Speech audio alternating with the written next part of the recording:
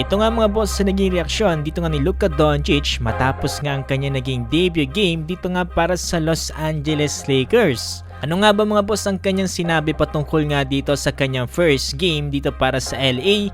At ano nga din ba mga boss ang sinabi sa kanya dito nga ni LeBron James bago nga dito magsimula ang laban dito para sa Purple and Gold? Init kamustahin natin itong si Luka at pag-usapan natin yan.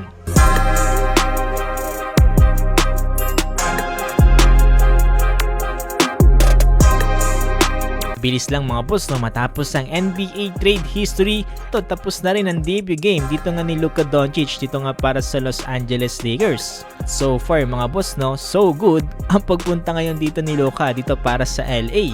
Ito niyan mga boss no, bago pa maglaro etong si Luka Doncic ay tiba-tiba na kaagad etong Los Angeles Lakers. Ito pa lamang sa jersey sales ni Luka Doncic. So eto, dito nga sa naging laban ng Utah Jazz kontra sa Lakers, tickets ngayon sa naging laban mga boss no ay tumaas by 500%.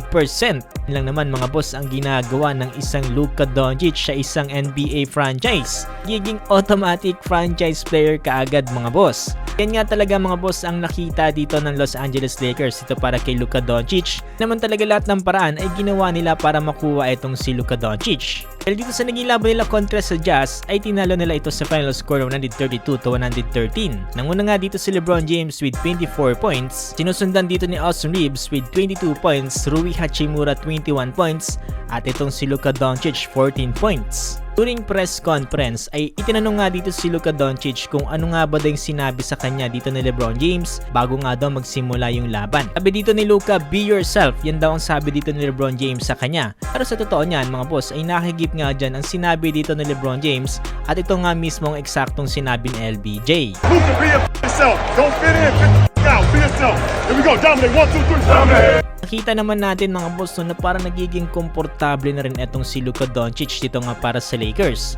Syempre hindi pa talaga to yung 100% ni Luka, pero makikita na kaagad natin yung pahapyaw mga boss no, sa mga future dito nga ni Luka para sa LA. Piniluka masayang-masaya din daw siya sa mainit na pagtanggap ng LA dito nga para sa kanya. Talagang sobrang na-appreciate niya yung nangyari dito, especially nga daw yung mga nakikita niyang jerseys na merong number 77. Pasalamat din itong si Luka Doncic dito nga sa kanyang mentor at kaibigan na si Dirk dito nga sa pagsuporta sa kanyang debut game dito nga sa LA. Sabi ni Luka malaking bagay daw talaga ang naituro sa kanya dito nga ni Dirk, lalo na nga daw sa kanyang early career dito nga sa Dallas Mavericks. Talaga naman nagpapasalamat siya dito at sa pagsuporta nito para sa kanya.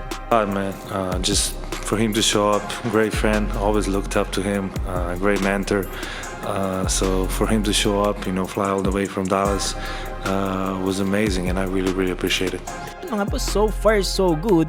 Etong si Luka Doncic dito nga para sa Los Angeles Lakers. Doon na sa lowest team etong nakalaban nila ng Utah Jazz, medyo dapat tignan pa rin natin kung ano nga ba yung mangyayari kapag yung mga higher teams na yung makakalaban dito ng LA. For sure ay meron ng sagot dyan etong sila Coach JJ Redick at itong si LeBron James. Dito nga kung sakasakaling makaharap sila ng mga ganyang teams. Overall mukhang masaya rin itong si LeBron James dito nga sa pagdating ni Luka Doncic at kitang-kita naman natin yan dito nga sa kanilang dalawa.